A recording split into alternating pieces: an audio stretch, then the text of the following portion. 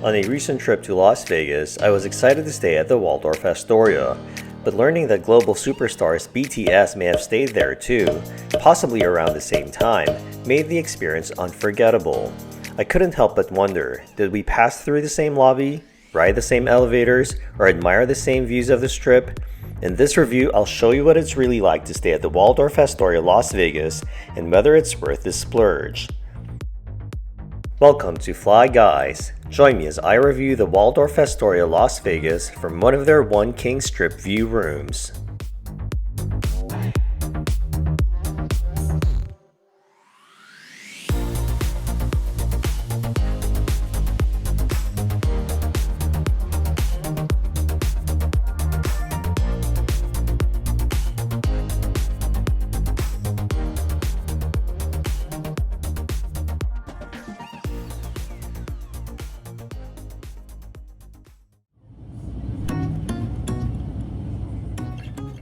I visited Las Vegas because my sister, who is a huge BTS fan, or part of the ARMY as the fandom is known, was flying in from the Philippines specifically to attend one of the Korean boy band's 4 sold-out concerts in the city. She was also treating me and our other sister who lives in Vegas to the show, and I couldn't say no to that. Although I wasn't really following the group before seeing them live, I was curious to find out what all the fuzz was about. I also realized that this was probably the closest I would ever get to experiencing the kind of fan frenzy that surrounded the Beatles in the 1960s, if not something even bigger. Either way, I was sure the experience would be worth the trip. I also wanted to take advantage of this trip to review American Airlines' domestic first class, check out more airport lounges, and stay at as many Vegas hotels as I could. And the Waldorf Astoria was one of the properties I was most looking forward to experiencing.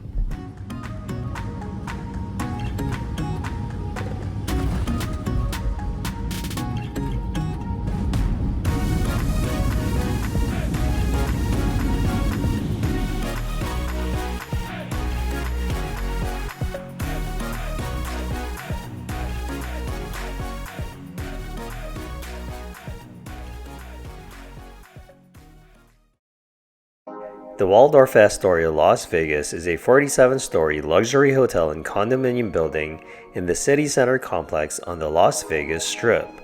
It originally opened in 2009 as the Mandarin Oriental, until it was rebranded in 2018 to the Waldorf Astoria, Hilton Group's flagship luxury brand. The hotel has 389 rooms and suites and occupies the first 23 floors of the building.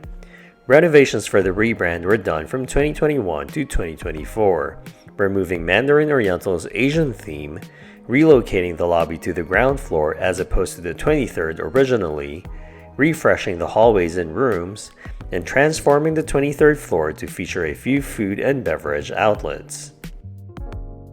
I checked into the hotel around noon on May 25, the day after the first 2-night set of the group's concerts. Nothing seemed different at the hotel, and it was actually pretty quiet, reflective of the hotel's sense of intimacy amidst the hubbub of the Strip. Note though that a lot of the clips in this video of the public spaces were either taken early in the morning or at times when there were not a lot of guests around. The renovated lobby, boasting an Art Deco inspired design, was pretty stunning. It is unfortunate though that this is preceded by a strong sewage-like smell at the entrance, which kind of ruined my first impression of the hotel. Check-in was quick and easy, and I was able to get a room around noon. I was assisted by a very friendly staff member named Celise, who acknowledged my booking through American Express Fine Hotels and Resorts, mentioned that I had been upgraded to a strip view room, and reminded me that as a Hilton Gold member, I would also receive an additional food and beverage credit. Here was the welcome letter I received outlining the benefits of my booking, as well as some high-level information about the hotel's amenities on the back.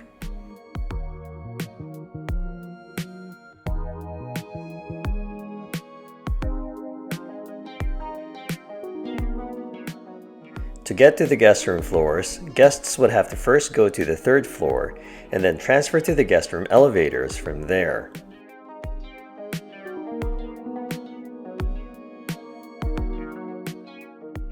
The third floor is also where you'll find the property's brunch restaurant Zen Kitchen, its grab-and-go breakfast bar Zen Cafe, as well as most of its event and meeting rooms. If the entrance to the lobby smelled like a sewer, the guest room elevators smelled like food or onions. At this point, whatever luxury expectations I had of the hotel had already been significantly diminished by these odor-related incidents. Sadly, this was not the end of the odor saga.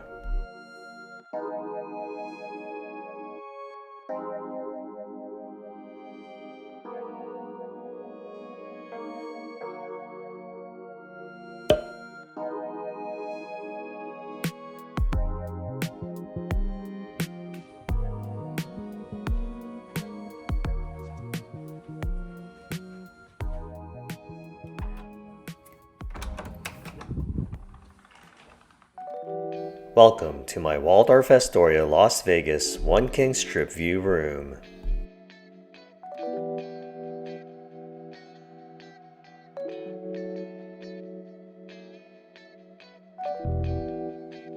Actually, let's rewind a bit.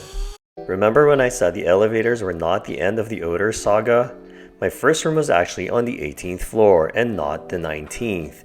It was essentially the same room as the one I showed you earlier, save for differences in the room orientation, the windows, and the strip view. This room has a view of the southern side of the strip, as opposed to the first room I showed you, which looked north. And yes, this is the same side that BTS member V showed in one of his Instagram posts, but obviously from a much nicer and higher floor room. The room was fine. I actually left with my family to get a late lunch after checking into the room.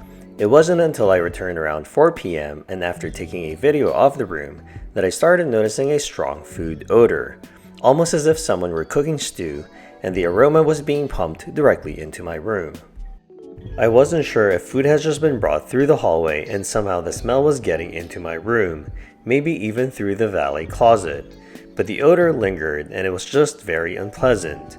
So I called guest services and asked if they could send someone to verify that there was indeed a strong food odor in my room and that I was just not imagining things.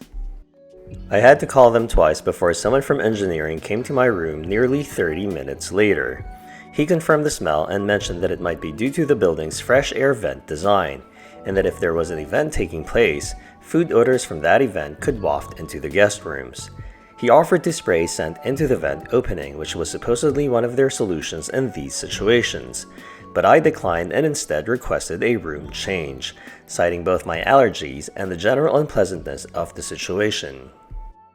These are the moments when you start to wonder how this is actually a luxury hotel. Fast forward back to my second room. As soon as I entered the room, I regretted not taking the hotel staff member up on their offer to accompany me to my new room after giving me my new keys. There was a grating sound coming from the AC unit that definitely didn't sound normal. Long story short, I went down to the lobby so the issue could be addressed right away. Engineering replaced a part in the AC unit while I sat in my supposedly luxury hotel room waiting for the repair to be completed, and it was finally fixed after about 30 minutes. This next clip of the room was after the AC was repaired, and you can definitely hear the difference.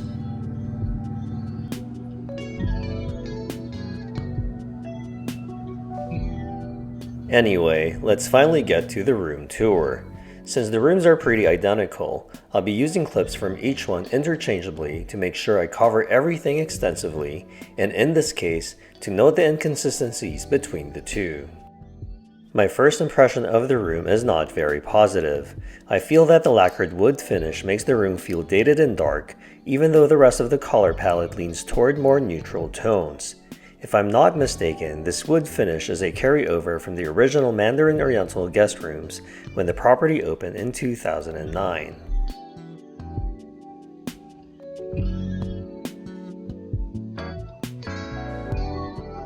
The room is a fairly sizable 500 square feet or 46.5 square meters, and it easily accommodates the couch and coffee table set up by the window as well as the dedicated desk area.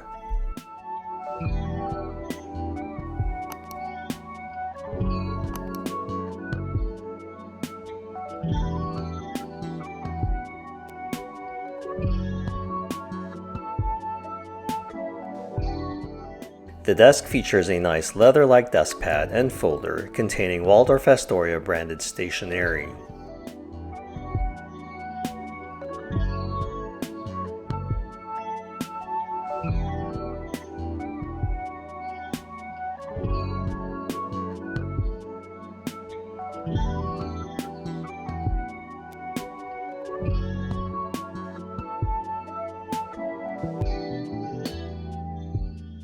Behind the desk are multiple options to connect your device to the room's TV.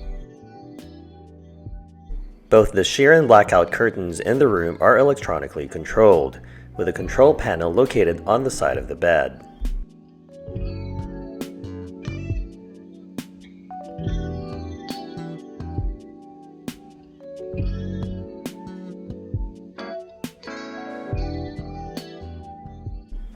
Speaking of the bed, the room is anchored by a king-size bed set against an accent wall adorned with mother of pearl.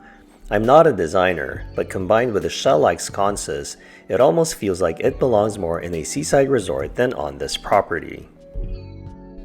And yes, it was this very distinctive bed accent wall that immediately caught my eye and gave away the hotel room from BTS member Jungkook's Instagram post.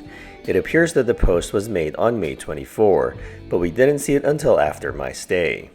Had we seen it before I checked in, my sister probably would have insisted on staying with me at the hotel. The mattress was a little firm, but it was pretty comfortable. The pillows were my favorite though. They were very plush and were neither too stiff nor so soft that they ended up going flat.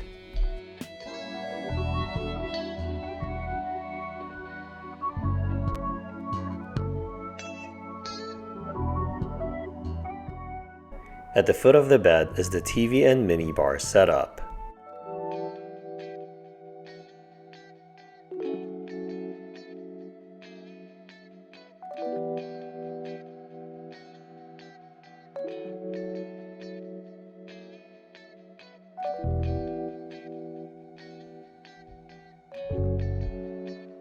The in-room TV interface was pretty straightforward. If anything, it's actually pretty basic.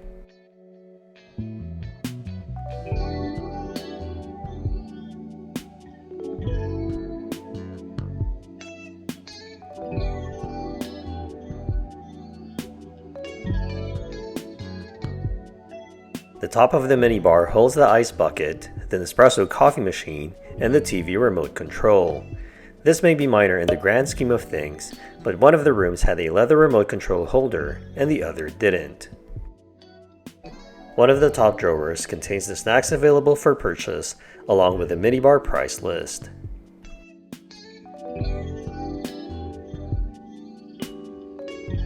At the bottom, you'll find an electric kettle, the Nespresso pods, some tea options, and the glassware, and the minibar fridge, which for some reason didn't have exactly the same contents in both rooms.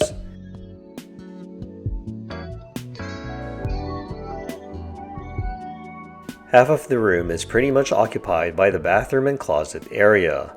The two main spaces are divided by a partial frosted glass wall, a design feature that has become fairly common in hotel rooms over the past decade or so.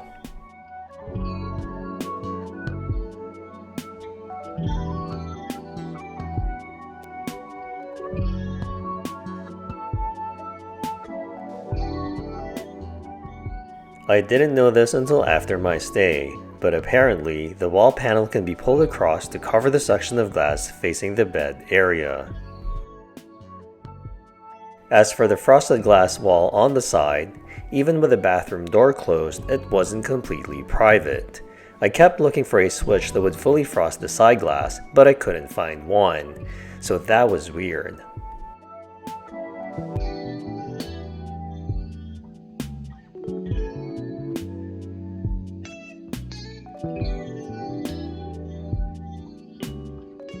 The bathroom features a pretty large deep soaking tub and dual sinks.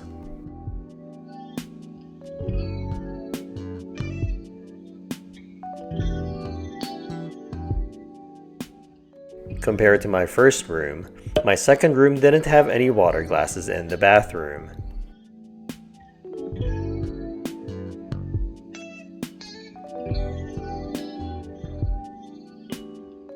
The hotel carries toiletries from the popular Australian luxury brand Aesop, which I thought was a nice touch. The sink's water pressure was pretty good, that is if the knobs were working. At the end of the counter is a dedicated vanity area complete with a stool. Oddly, it appears that Mandarin Oriental originally had a television installed behind the mirror on this panel. Waldorf Astoria seems to have removed the TV but left the opening behind, even though it is no longer being used.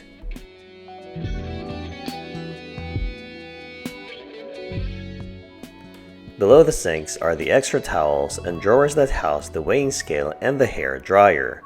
The towels were nice and fluffy. They had just the right amount of plushness while still drying very well and not pilling. And they actually smell pretty good. The water closet and shower stall occupy one side of the bathroom. The toilet was fine and had a good flush.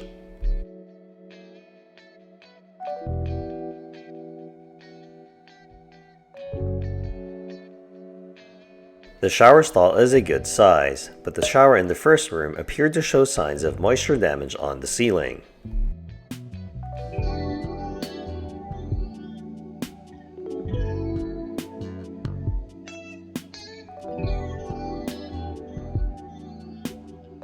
The water pressure in the shower was not very strong.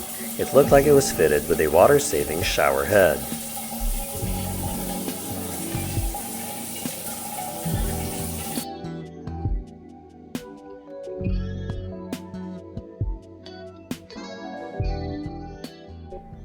Like I mentioned earlier, the tub was pretty substantial and deep. I would have loved to be able to use it if I trusted the cleaning enough. Either way, if you do decide to use it, the water pressure was pretty good. Speaking of water, it seemed like the hotel uses a water softener, which I'm not totally crazy about. With that said, it doesn't seem to be helping much when it comes to calcium buildup on some of the fixtures, like with the sink knob I showed you earlier that doesn't go all the way up.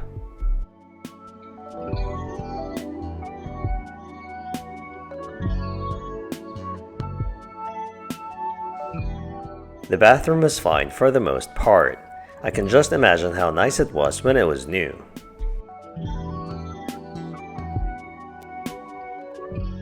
Finally, near the room's entrance is a walk-in closet of sorts.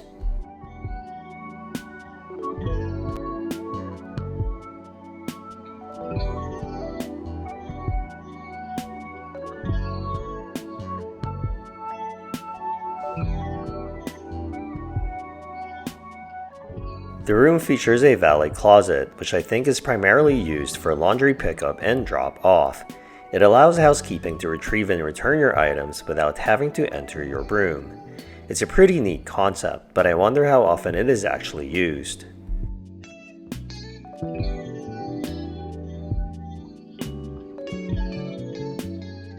The area features plenty of cabinets and drawers for storing personal items, a built-in luggage rack in the center, and a safe tucked away in one of the lower drawers.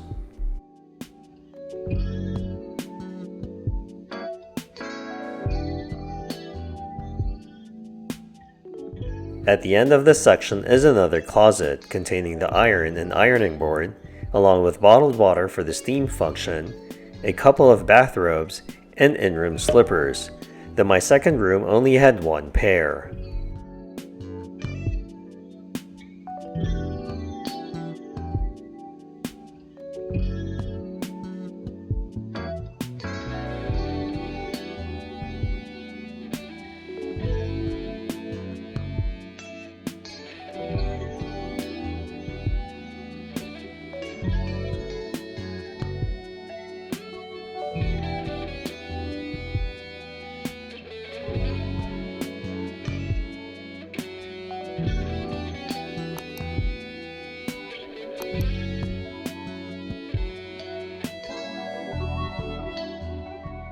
I'm not exactly sure if the hotel does turn down service, but I didn't get one.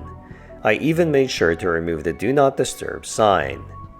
Maybe it was because I moved to the new room late in the afternoon, but I'm pretty sure I heard housekeeping knocking on doors early in the evening.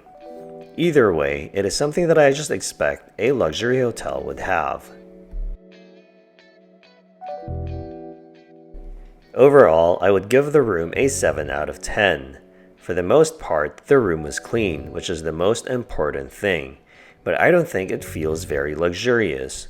From the dark lacquered wood design that isn't very forgiving, showing handprints on the shiny surfaces, to the poor sound insulation from hallway noise and hearing neighbors singing in their shower, to the loud doors banging, which is not helped by housekeeping seeming to be in and out of rooms constantly, to the water damage on the bathroom ceiling, and to the strong food odor that was very off-putting. The experience was just blah for the most part. It doesn't take much to elevate the experience. Maybe have the TV turned on playing background music to greet guests as they enter the room for the first time, or provide a small plate of chocolates for everyone as a welcome amenity. Little touches go a long way. Anyway, I'm sure this room is better than at least half of the options in Vegas, and it was actually pretty relaxing once I settled in for the night.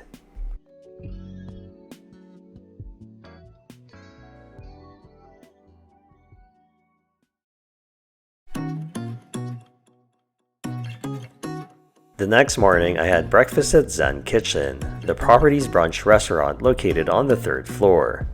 The restaurant is open from 6:30 a.m. to 1 p.m. on weekdays and until 2:30 p.m. on weekends.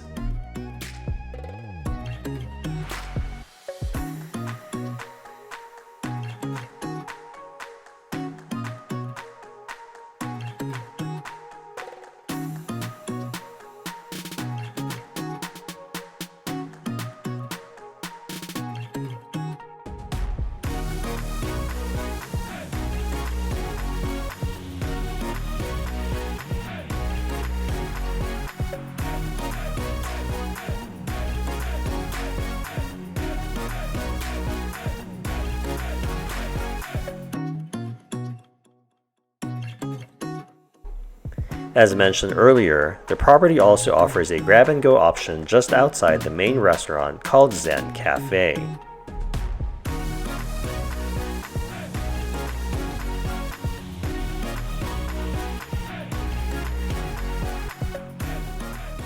I was at the restaurant around 9 a.m. and it was fairly quiet at that time, though it began to fill up quickly afterward.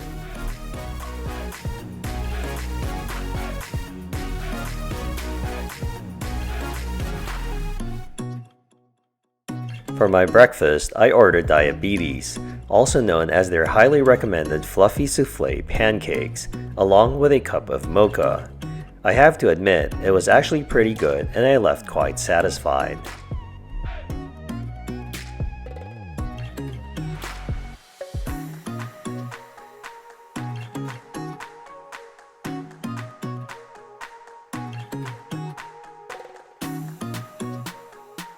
I also used my dining credit here after checking in the day before, and I tried the house burger, which was surprisingly good. On both visits, the staff were friendly and efficient, and Catherine, who was my server each time, provided outstanding service.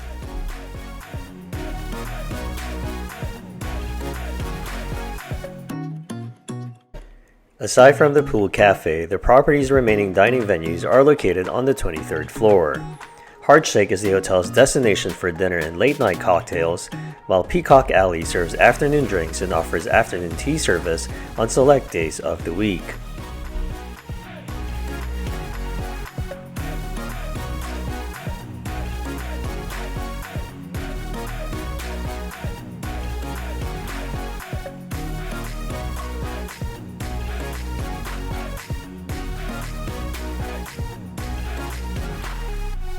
The views from the 23rd floor were amazing.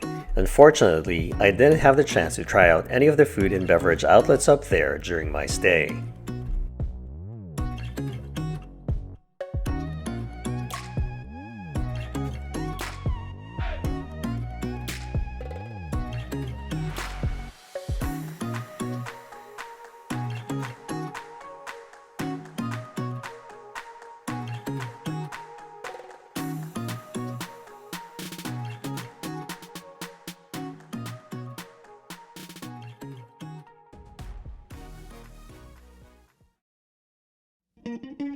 After breakfast, I decided to explore the rest of the property.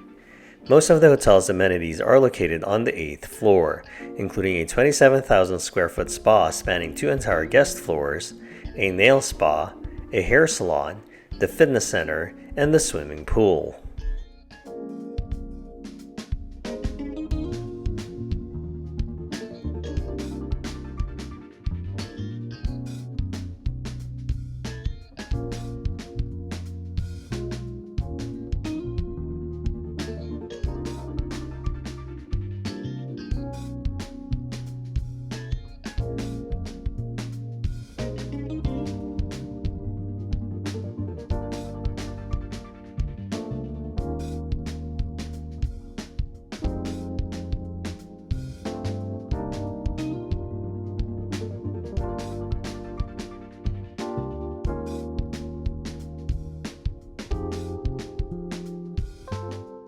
The gym is open from 5 a.m. to 8:30 p.m.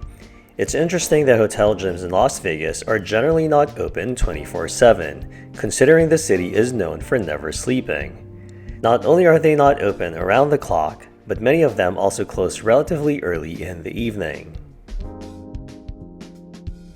The gym is fairly spacious and features a good selection of techno gym cardio and strength training equipment. I visited around 6:30 a.m. and it was a little bit busy.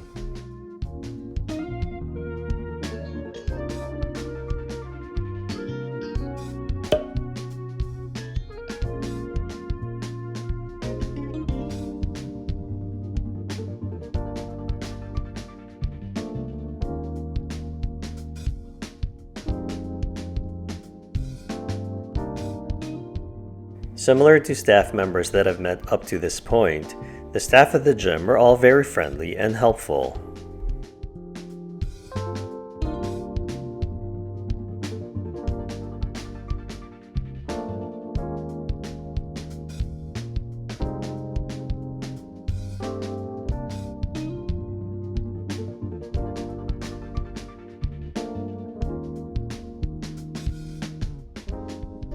The gym also features separate men's and women's locker rooms, complete with showers and a steam room.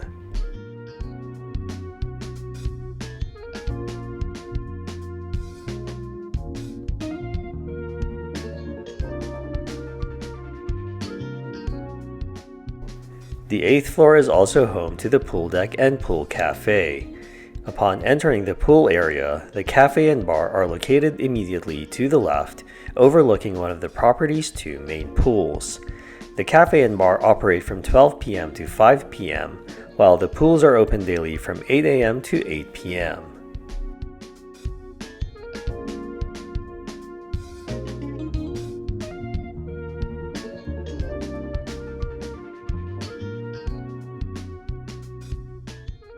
The deck features plenty of lounge chairs and cabanas surrounding the pools.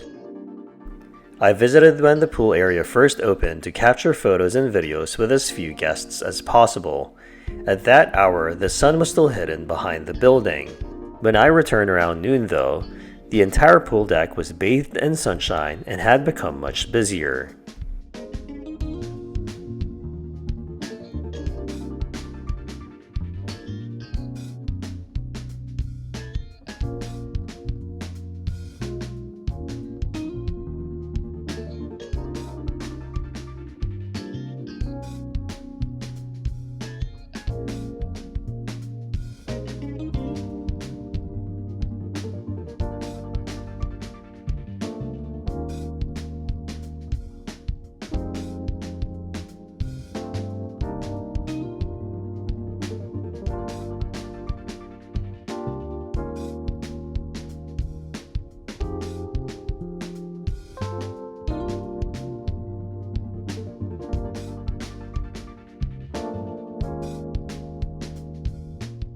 The upper level pool is reserved exclusively for adults.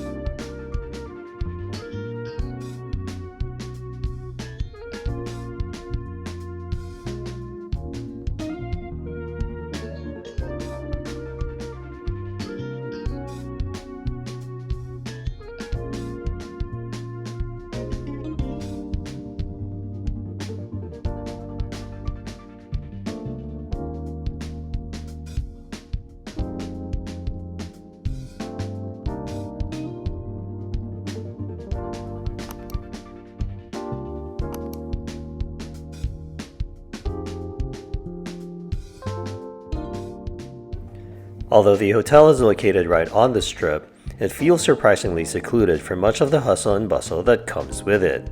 That said, it is far from isolated. As I mentioned earlier, the hotel is part of the city center complex, which is also home to Aria, Vidara, a residential condominium tower, and the shops at Crystals. A short walk beyond the property's private driveway puts you right in the middle of everything Las Vegas has to offer.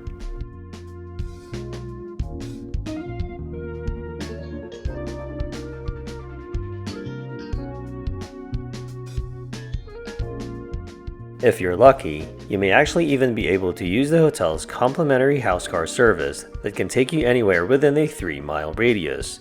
Unfortunately, I didn't get that opportunity.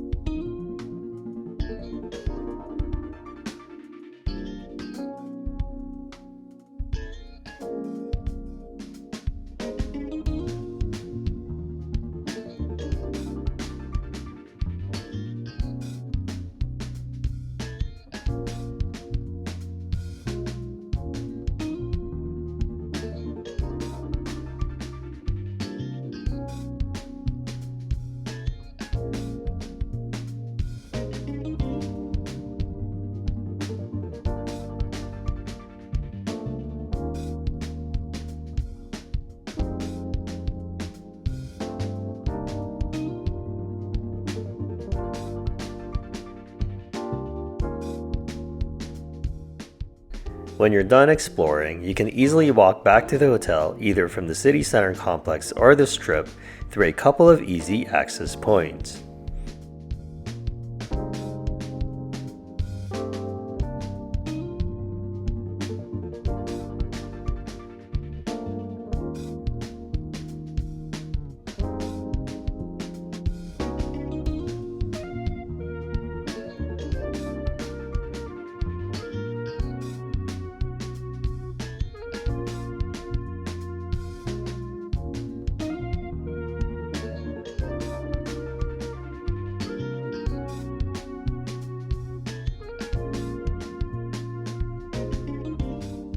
So what are my thoughts about the hotel?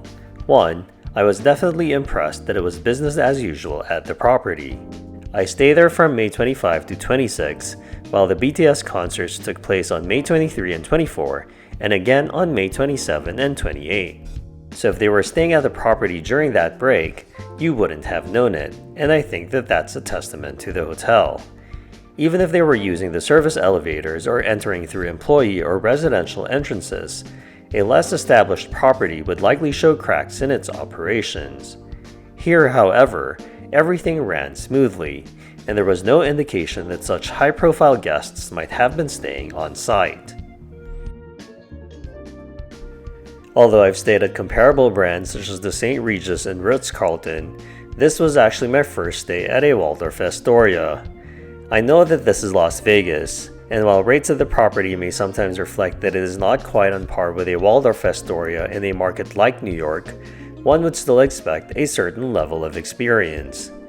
From the hotel entrance smelling like sewage when I first arrived, to the unpleasant food odor in my first room, and then the air conditioning issue that required repairs in my second room, the first few hours of my stay were far from luxurious. Heck, they probably wouldn't be acceptable at any decent lodging property. Although those issues are hard to ignore, the rest of my stay was actually fine. Most of the staff were great, their room was clean, the bed was comfortable, and the amenities were pretty good. Bottom line though, I wouldn't consider my stay to have been luxurious or extraordinarily memorable. If that's the type of experience you're looking for in Las Vegas, there are probably other options worth considering.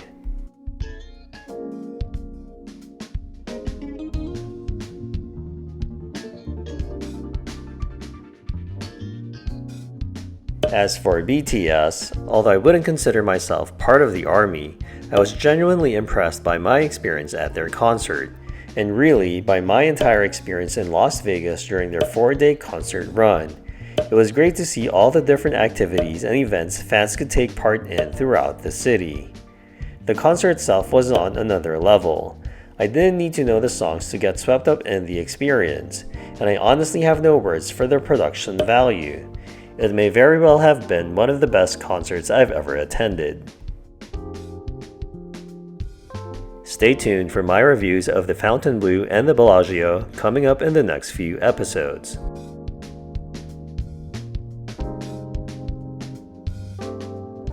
Thank you for watching and safe travels. Please make sure to like and subscribe.